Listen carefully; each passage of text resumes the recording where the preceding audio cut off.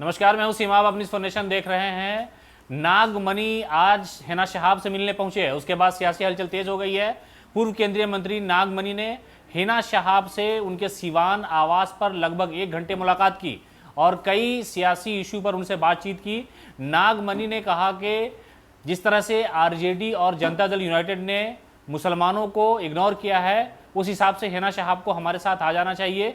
इसलिए कि ऐसा कहा जा रहा था कि राज्यसभा हिना शहाब जा सकती हैं, लेकिन आरजेडी ने एंड वक्त पे फैयाज अहमद को राज्यसभा भेज दिया, जिसके बाद सीवान में लोगों की नाराजगी देखने को मिली और हिना शहाब के समर्थकों ने उनसे अपील की कि आप राष्ट्रीय जनता दल को छोड़ दें। लेकिन हिना शहाब ने उस पर अंतिम निर्णय नहीं लिया और उन्होंने कहा कि जो हमारे लोग हैं, अक़लियत समाज से जो लोग हैं पूरे बिहार के, उनके साथ मीटिंग हुई, उसके बाद अगला सियासी फैसला होगा। इसी मामले को लेकर के पूर्व केंद्रीय मंत्री नागमणि वहां पहुंचे थे और उन्होंने कहा कि हमने जो पार्टी बनाई है, राष्ट्रीय शोषित समाज पार्टी, उसमें आप शामिल हो जाएं।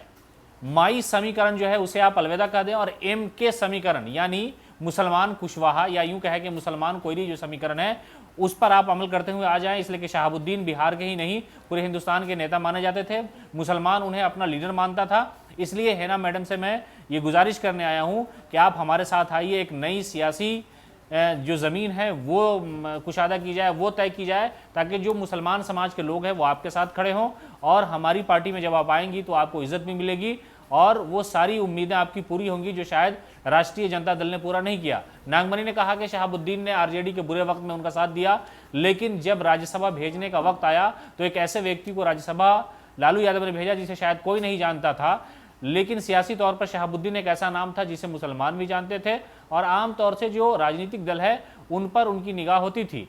लेकिन एक वक्त ऐसा आया कि हिना शहाब के समर्थकों ने फैयाज को राज्यसभा भेजे जाने के बाद हिना शहाब पे ये दबाव बनाया कि उन्हें लालू यादव का साथ छोड़ देना चाहिए। तो मैं भी यही कह रहा हूं कि लालू यादव का साथ हिना शहाब को छोड़ते हुए हमारे साथ आ जाना चाहिए। तो कुल मिलाकर के नागमणि ने हिना शहाब से ये कहा है कि शहाबुद्दीन साहब की लीडरशिप को आगे बढ़ाने के लिए आपको हमारे साथ आना चाहिए, हमारी पार्टी में आप आएँ और एक नई जो सियासी ज़िंदगी है, सियासी सफ़र है, उसकी शुरुआत करें। इसलिए कि इन दोनों पार्टियों ने, यानी उन्होंने साफ तौर पर मीडिया के सामने ये कहा कि जनता दल यूनाइटेड और राष्ट्रीय जनता दल ने अकलियतों को यानी मुसलमानों को सियासी तौर पर बेवकूफ़ बनाया है। इसलिए मैं आपको वक्त रहते हुए ये चेता रहा हूँ कि आपको हमारे साथ आ जाना चाहिए, ताकि एक नया तरीका जो राजनीति का है उसको सही सिस्टम पे लाया जाए और जिन लोगों ने आपको धोखा दिया या जिन्होंने वादा किया था और राज्यसभा आपको नहीं भेजा बल्कि ऐसे व्यक्ति को भेज दिया जिसे शायद सियासी तौर पर ज़्यादा लोग नहीं जानते थे। नागमणि ने यह भी कहा कि फैयाज अहमद को इससे पहले कोई नहीं जानता था। जब उनके नाम की घोषणा हुई और लालू यादव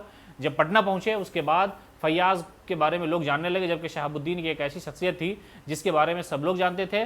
तो कुल मिलाकर के नागमणि ने हिना शहाब को अपने साथ आने की दावत दी है। लगातार अपडेट के लिए आप बन रहे हैं रिसो नेशन के साथ।